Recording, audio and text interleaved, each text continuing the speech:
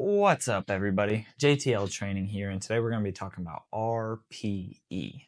This is a super simple but super important concept that I use all the time in my workout programs. So if you ever decide to run a program of mine, which is a great idea, you definitely need to know this, and you'll probably see it pop up in a lot of other people's programs. So let's make sure that you understand it. Okay, RPE stands for Rate of Perceived Exertion. Basically, it's a fancy way of saying a scale of 1 to 10 that we use to gauge how hard we're working.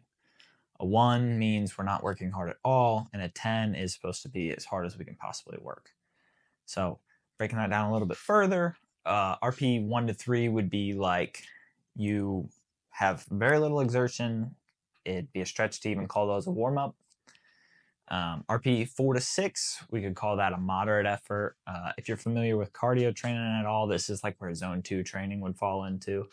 But you should be able to carry on a conversation while you're doing this. Now, RPE 7 and 8 is when things are actually challenging. On the higher side of that, in RPE 8, we are definitely considering that hard work. We ideally want to spend most of our time somewhere in that RPE 7 and 8 range, because it is hard enough training so that we're getting the benefits out of training. We're going to keep making progress, keep getting our body to adapt the way we want it to, but we're not training so hard that we can't recover from it in a reasonable amount of time. Now, moving beyond RPE 8, we have RPE 9 and 10. As you would probably guess, this is our max effort area. We are not going to spend a lot of time here because it's a lot to recover from. And quite frankly, if we were to work out here all the time, our injury risk would be much, much higher. And we also just don't need to keep making progress. So RPE 9, we have 1 rep left in the tank. We basically have a little bit left to give, but we're working really, really hard. And then RPE 10, this is you maxing out. And just so we're clear, that doesn't mean maxing out only for 1 rep or 3 reps, but it's maxing out for whatever is prescribed. So if you're prescribed a set of 8, an RPE 10 at set 8 means whatever weight you picked up, you couldn't do a 9th rep. So let's talk about a practical example with RPE. Let's say I'm doing back squats, 3 sets of 8 with an RPE 8 assigned to it. If I do that set of 8, if I'm right on the money, I should be considering that a hard set, and I should have 2 to 3 reps left in the tank afterwards. If I get done with that and I'm barely out of breath, probably not an RPE 8. You're probably on the bottom side of that. If I get done with it and I fall over on the floor and have nothing left in me, definitely not an RPE 8. You're on the high side of that. Another good thing that we can use to help kind of get an idea that we're in the right RPE area is bar speed. So at higher RPEs, we are naturally going to be moving weight slower, right? Heavier weight is not going to move as fast as lighter weight. Pretty obvious.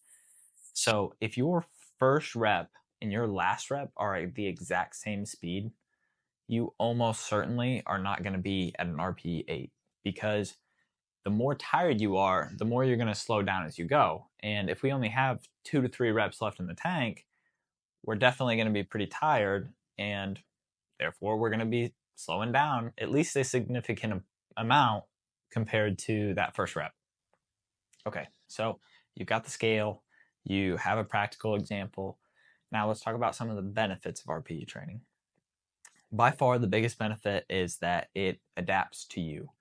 If you have had a really long day and are just tired, like you don't have the energy to lift the same weight that you lifted last week with the same amount of effort, then you can scale your workout down and still be at an RPE whatever, given how you feel that day.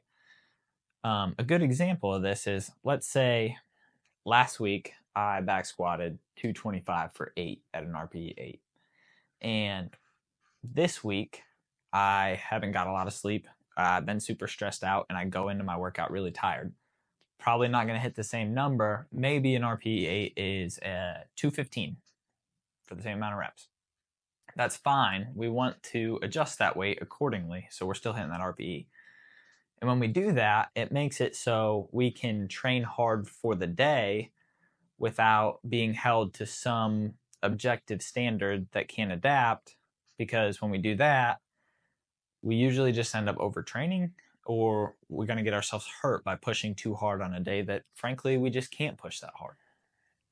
It's also a fantastic tool for gauging progress without needing to max out. Because let's say, again, I back squat 225 for 8, and that was a month ago now. It was an RPE 8 is what I would call it at that time period. And today I went and back squatted 225 for 8, but it was a lot easier. Now I call it an RPE 6, like I have a lot more left in me afterwards. Well, that's a pretty clear and reasonable way to say that we've made progress and we've gotten stronger, because the same weight and the same amount of reps is now a lot easier for us. It's a great way for us to measure our progress without needing to max out all the time to be testing like that, because quite frankly, that's not very productive after like your first month of weightlifting. All that said, there is one potential downfall that I really want to talk about with RPE, because you need to understand it. It's a subjective rating. So if you are not honest with yourself about how hard you're working within a set, it really doesn't work. Because if you just don't feel like working hard, not that you're tired and worn down and don't have the capacity to work hard, but you straight up just don't feel like it, and you do a weight for a certain amount of reps that's prescribed a certain RPE, and you tell yourself that that is your RPE, even though it's not, then you're not going to be getting the actual benefits of pushing yourself to those levels, right? And we see this with beginners a lot, because a lot of times in the beginning, it's hard to differentiate between uncomfortable and hard. And it takes you being honest with yourself, and it takes you pushing yourself enough to be able to discern those two things.